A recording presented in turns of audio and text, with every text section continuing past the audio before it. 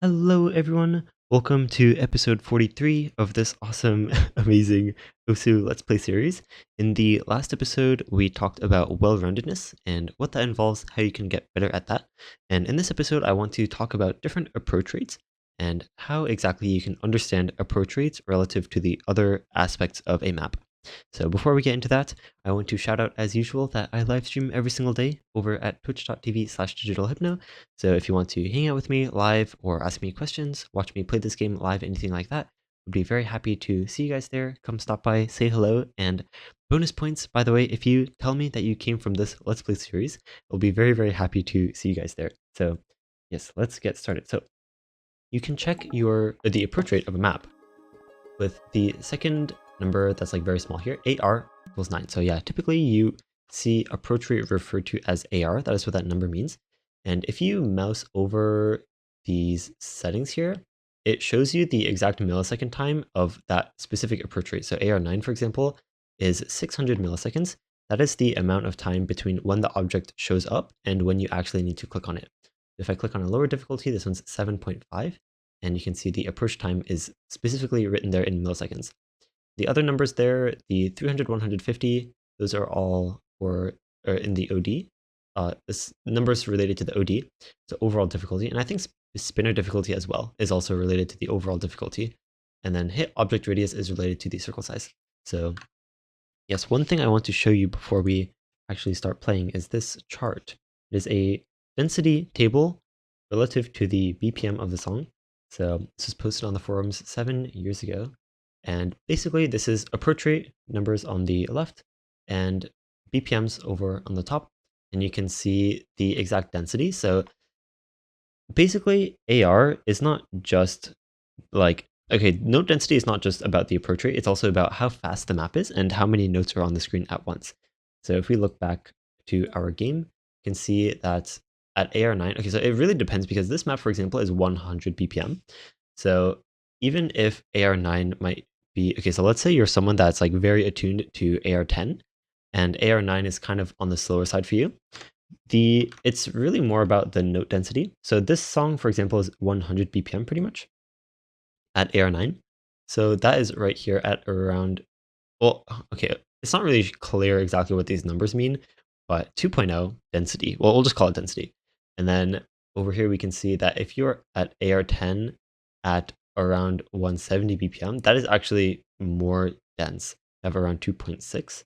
So that is just a basic, I guess, illustration of how approach rate works relative to not only the millisecond timing, but also note density. I think note density is honestly more important than just exactly what the approach rate is. So let's say you're making a map and you want it to be a certain difficulty and like star rating, and based on the BPM, that is probably what's going to determine what approach rate you use.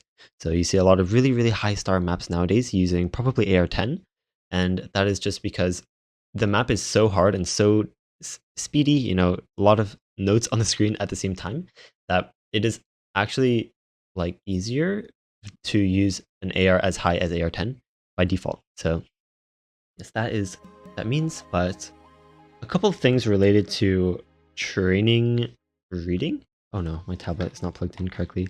Yeah, this is still an issue. So one day, in case you guys aren't aware, my tablet fell off the table one day, and then ever since then, my cable has been very finicky. But oftentimes, I just need to unplug it and then plug it back in, and then eventually it'll work.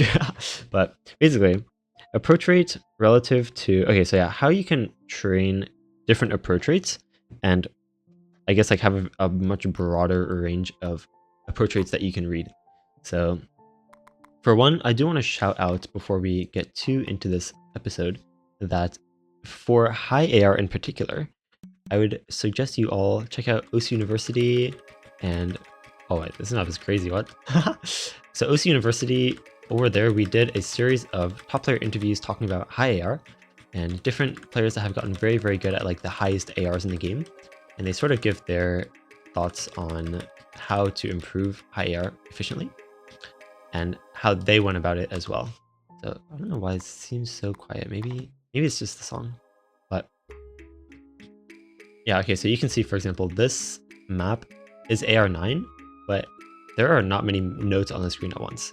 So usually, okay, it does make it somewhat easier to read than some denser AR9 maps.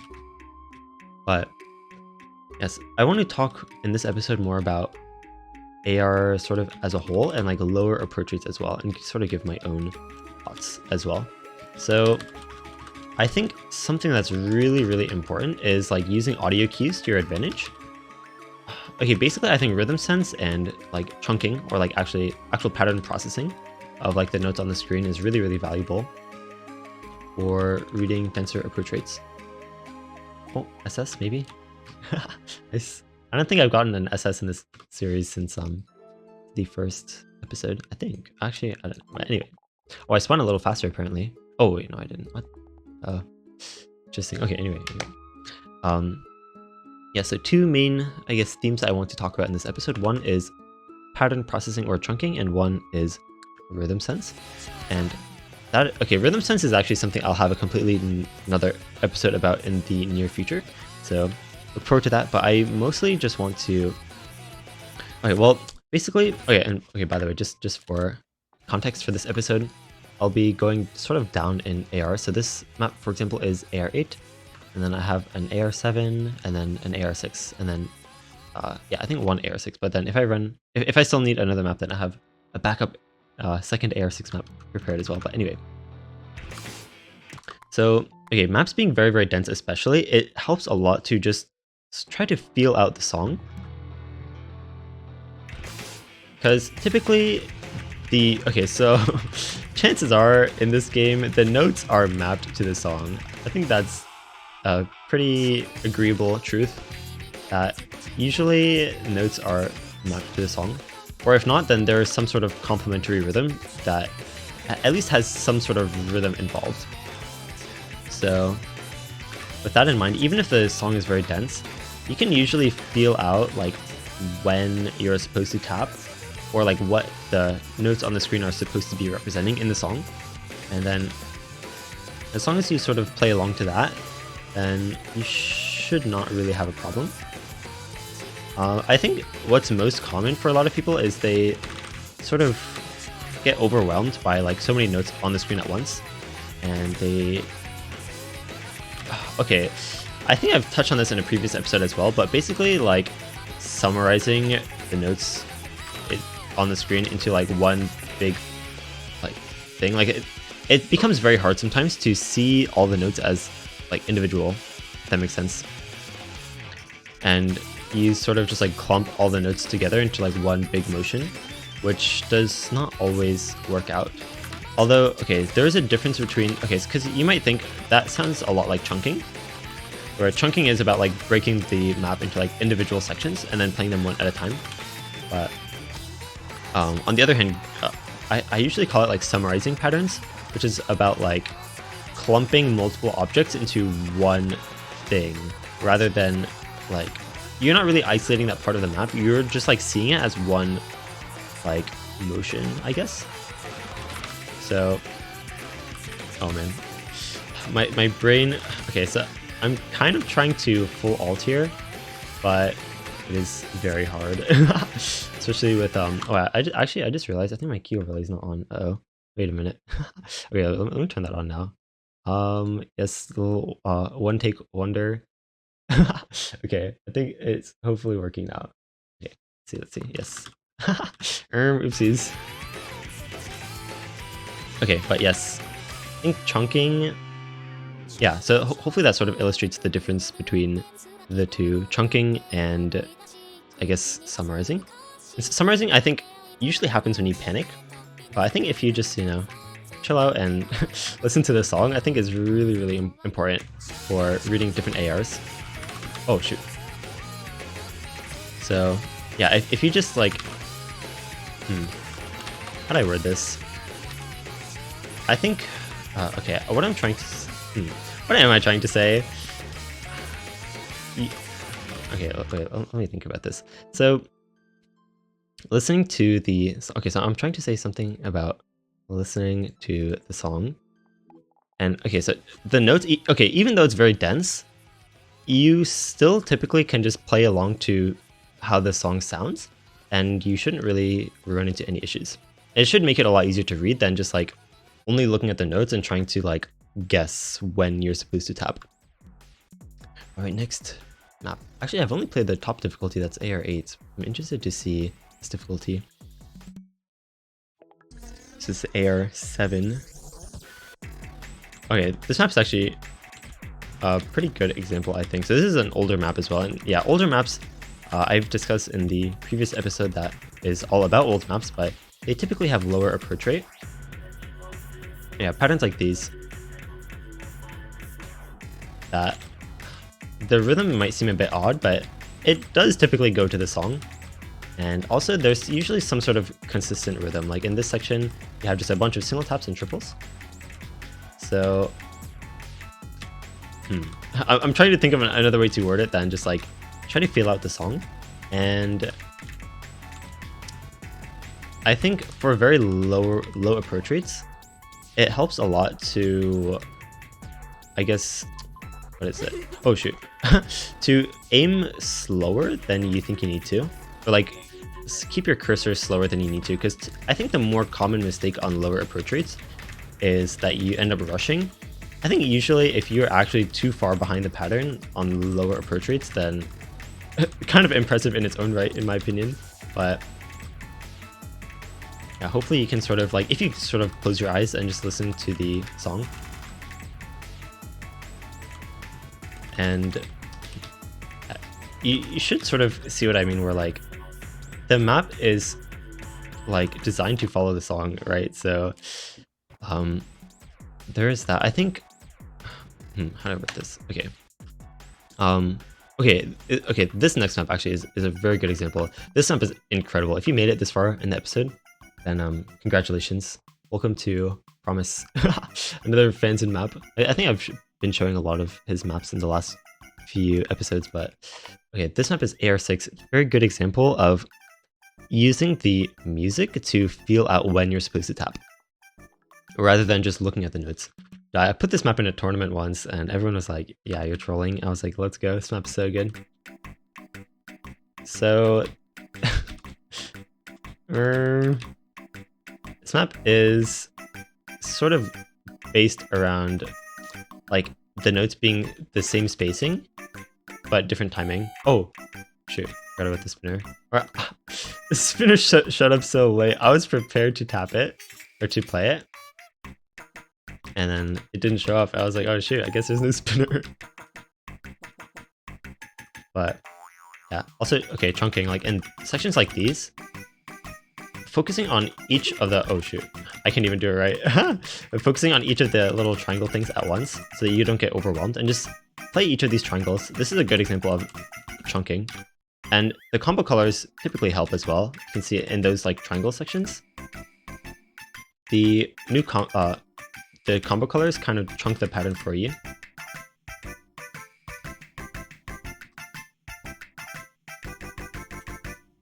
I'm trying to be kind of quiet so you guys can just like sort of take in the rhythm and how it's mapped in this map. This map is insane.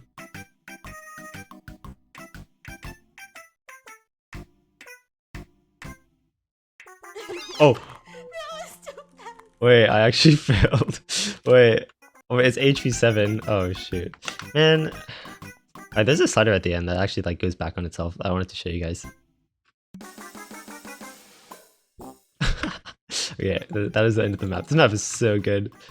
But anyway, okay, one more map. It's also AR6. And this is one of those maps that's like super old, and like all the difficulty settings are the same. These scores are crazy. Double time. Murloc. This map is so good also. This is another one of those maps, like it's very dense, right? But if you follow the song and chunk the patterns properly, then it's actually not that bad, I guess. Is there a video? Wait a minute. Wait, I had no idea. This map is so, this has also been in a couple tournaments. I don't think I've ever put it in one, but I've seen it in a couple. Wait, there's a storyboard. Oh my god. Uh-oh. It's already. Wait, let me turn the volume up a little more. Yeah, this map has these like triangles, the triangle triples. Oh, that I can't play apparently. But just like playing to the song is really, really important, and like feeling when you're supposed to tap, not based on what you see. Because if you try to just do that, then it is really, really easy to, I guess, over-aim. Or aim too quickly. Right, those like, every time the song says, I am Murloc, okay, yeah. Those like doubles. Okay, pay attention to the music in those parts. And I'm not really sure what else to say, but typically, you can sort of feel out, and having some sort of internal metronome as well helps a lot to feel out when you're supposed to tap, especially in slower sections of the song. And then typically I feel like it also sort of requires more cursor control to play like these sorts of very dense patterns, because it can actually be really hard. Sometimes you just like, I guess, summarize. Yeah, going back to the whole like summarizing thing, and you sort of like aim kind of where the circle is a little bit, but also it's like multiple notes, and then you just like take the average of where they're located and you just put your cursor there. You'll also find, especially in older maps, that like the rhythm repeats itself a lot. So like, look at this.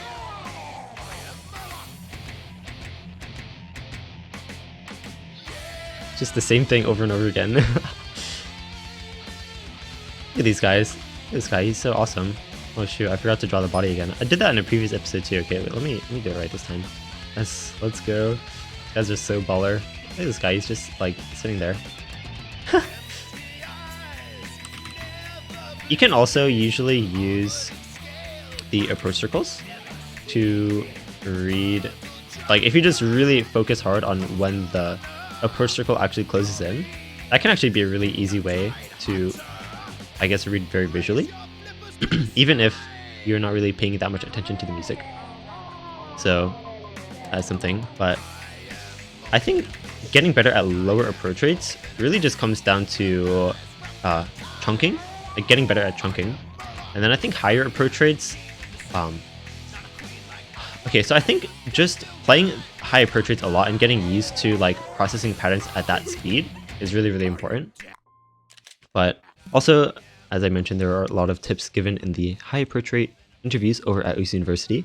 But aside from that, in my experience, I think chunking is very, very valuable, more so at lower approach rates, and also rhythm sense as well. But rhythm sense is also very helpful in reading higher approach rates, because you sort of, and this is something I mentioned in OCPhD, but you sort of do some of the reading just based on how you can expect the music to go, rather than just waiting for the note to show up and then reading it, like starting then. But if you have a sort of expectation of how the song is going, like if there's been a certain part of the song where there's always a triple, or in the case of this map, every time it says I am Murloc, it has that sort of like double, and then you go across the screen and you do another double in the other direction, then noticing like patterns like those, and you can usually predict when the song is going to do that again, and that's something that I'll go into in a future episode as well. But yeah, music is very predictable, and if you're able to pick up on that, then it's actually very, very helpful. Yeah, this map has a skin, it's crazy. This is from another game. Yeah, I've never heard of this game though, but oh, World of Warcraft. Okay, I see. Let's go.